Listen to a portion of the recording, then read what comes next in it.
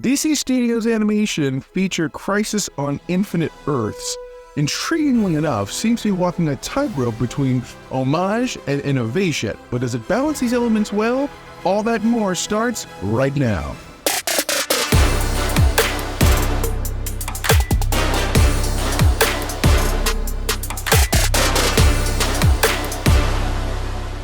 What's up, my know-it-alls? First off, the film does a really decent job as an action-packed, surface-level entertainer. Still, it's not without its issues. One of the biggest challenges it faces is the assumption that viewers are up to date with the entire quarter of the DC animated universe called the Tomorrowverse, which started with Superman Man of Tomorrow, Justice Society World War II, and it introduced Jensen Ackles as Batman in Batman The Long Halloween, continued through Green Lantern, Where Where My Power, into Legion of Superheroes, and finally Justice League War World.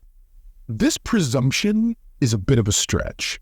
Considering not everyone has seen all those movies, this gap becomes really evident cross-dimensionally when you're speaking about sort of Flash's time slipping and all the different adventures he has in the multiverse. These moments, which should have been impactful, unfortunately lose their punch if you're not really versed in the backstory and lore of the Tomorrowverse. I'll be honest, I didn't even know what the Tomorrowverse was. Reflecting on the source material, we've seen this storyline unfold in a couple of different ways before. The original comic book event that saw Marv, Wolfman, and George Perez was ridiculously singular. Before that, no one had even thought about concepts like the multiverse or different versions of the same character existing in other realities. This really original mega event, with its iconic moment of the Flash out-racing a tachyon particle to save the multiverse, was a narrative masterpiece. It was an epic, resonating moment that defined a generation of comics.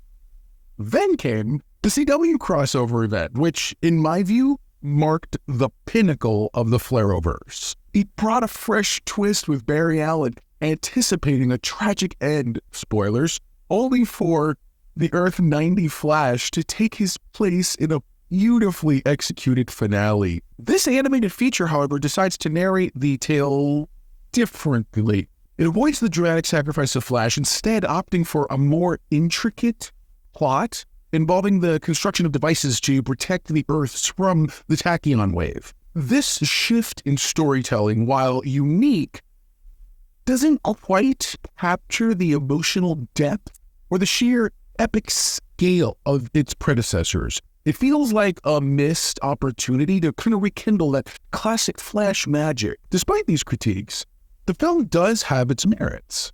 The animation is top-notch, capturing the essence of the DC universe with vivid visuals and sort of a really dynamic action sequences, a series of them anyway.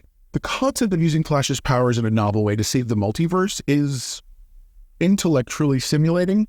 We'll go with that, even if it doesn't emotionally resonate as strongly as expected.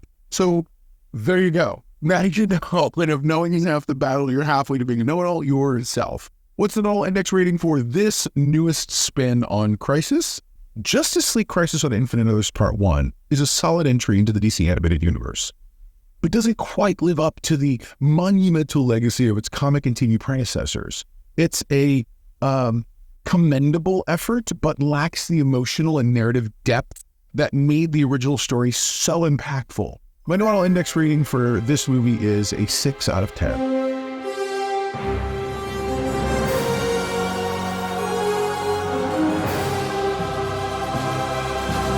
It's a fine watch, but perhaps not the epic saga we were hoping for. So as we segue into the pros and cons of the Crisis on Infinite Earths Part 1, let's chat about what worked and what didn't in this animated feature. On the plus side, the movie shines with its animation quality. The visuals are a treat for the eyes, bringing that classic DC feel to life in a very vibrant and dynamic way. The action scenes are particularly noteworthy, crafted with an energy that keeps you engaged. Another big pro is the innovative use of Flash's powers, offering a new twist to a familiar story, which is always a refreshing take. Now for the cons.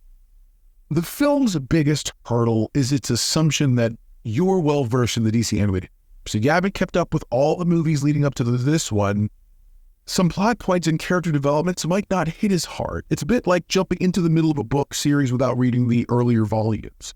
Also, while the story is unique, it lacks the emotional depth and epic feel of the comic book and the CW series.